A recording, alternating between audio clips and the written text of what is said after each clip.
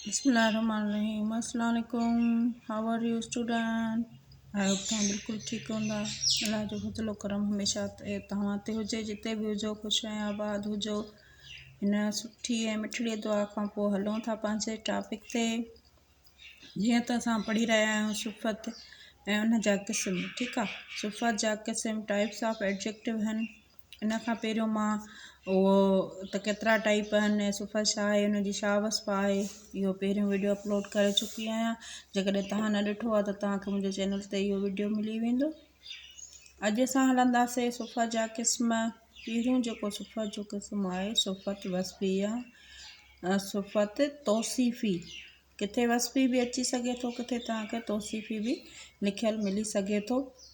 हिनखे चवंदासीं adjective of quality. जीअं त लफ़्ज़ क्वालिटी में तव्हां इंग्लिश में ॾिठो हूंदो त क्वालिटी आहे कंहिंजी ख़ूबी। ठीकु आहे, इहा हूंदी आहे ख़ूबी। हिन में ख़ूबी बि थी सघे थी, कंहिंजी ख़राबी बि थी सघे थी, पर असां आम तरह चवंदासीं इनखे ख़ूबी। ठीकु आहे, सिफ़त वस्फ़ी। हाणे इन जी डेफिनेशन ते जेकॾहिं तव्हां हलंदव, उहा सिफ़त जा इस्म जो गुण, अवगुण, क़द ऐं मिक़दार बयानु करे त उनखे सिफ़त वस्फ़ी या तौसीफ़ी चइबो आहे। उहा सिफ़त जेका इस्म जो, हाणे इस्म को बि माण्हू अची वञे, कंहिं बि जॻह या शइ जो नालो हुजे, जंहिंजो असांखे गुण यानी उन जूं ख़ूबियूं ॿुधाए। जीअं कोई इंसानु आहे तमामु सुठो आहे, ईमानदार आहे, इहे हिन जूं ख़ूबियूं आहिनि। काई जॻह आहे तमामु, जीअं मीनार पाकिस्तान असांजो वॾे में वॾो मीनार आहे, या क़ाइद आज़म जी मज़ार ख़ूबसूरत ठहियलु आहे, असांजो मुल्क पाकिस्तान ख़ूबसूरत मुल्क आहे। इहे थी विया इस्म जा गुण या शयुनि जा गुण। अवगुण कंहिंजूं ख़ामियूं। ठीकु आहे, हाणे ख़ामियूं थी सघनि थियूं त असलम ॾाढो जॾो छोकिरो आहे। जॾो छा आहे, हुनजी उहा ख़ामी आहे, हुनजी उहा छा चवंदासीं अवगुण आहे। ठीकु आहे, हुन खां पोइ अचे थो क़द। कोई छोटो आहे, कोई डिघो आहे, केतिरो आहे, 2 फुट आहे, 3 फुट आहे या 4 फुट आहे, इहो थी वियो हुनजो क़द।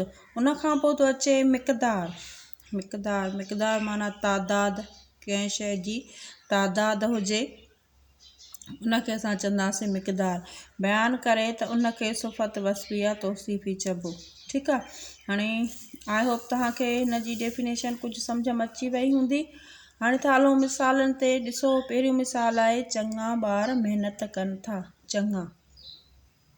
चङा यानी सुठा, बहितरीन, जेके महिनती आहिनि, पहिरियां खां ई महिनती आहिनि, महिनत हुननि जो अज़म आहे, हुनजी ज़िंदगीअ जो कोई गोल आहे, कोई मक़सदु आहे, त उहो थींदो चङा ॿार महिनत कनि था। हिन में चङा छा आहे, ही उनजी सिफ़त आहे। ख़राबु माण्हुनि खां पासो कजे। हाणे ख़राबु माण्हुनि खां इस्म, माण्हू छा आहिनि, इस्म आहिनि। ख़राबु यानी उन में के अहिड़ियूं ख़राबियूं आहिनि जिन खां इंसानु पासो करे। कोई वक़्तु ज़ाया थो करे, कोई वेहे थो किथे होटलुनि ते वेहे थो, हू सही तरीक़े सां कमु नथो करे, पंहिंजे घर ॿार खे वक़्तु नथो ॾिए, उहो थी वियो ख़राबु माण्हुनि खां पासो कजे। ठीकु आहे, ॿेले में डिघा वण आहिनि। हाणे ॿेलो असांजो इस्म आहे। डिघा वण, डिघा हे न छा थो ज़ाहिर करे, क़द थो ज़ाहिर करे त ॿेले में जेके वण आहिनि उहे डिघा आहिनि। कुझु वण नंढा थींदा आहिनि, कुझु वण डिघा थींदा आहिनि। कुझु मिठाई ॾे, कुझु मिक़दार। हाणे हे छा आहे, कुझु आहे। कुझु यानी हिन में असांखे इहो न आहे शो थियल त तूं असांखे पाउ मिठाई ॾे, किलो मिठाई ॾे या 2 किलो मिठाई ॾे। सिर्फ़ु हिन में छा असांखे ज़ाहिर थियल आहे त कुझु मिठाई ॾे। हिन में छा आहे, असांखे मिक़दार थो ॿुधाए।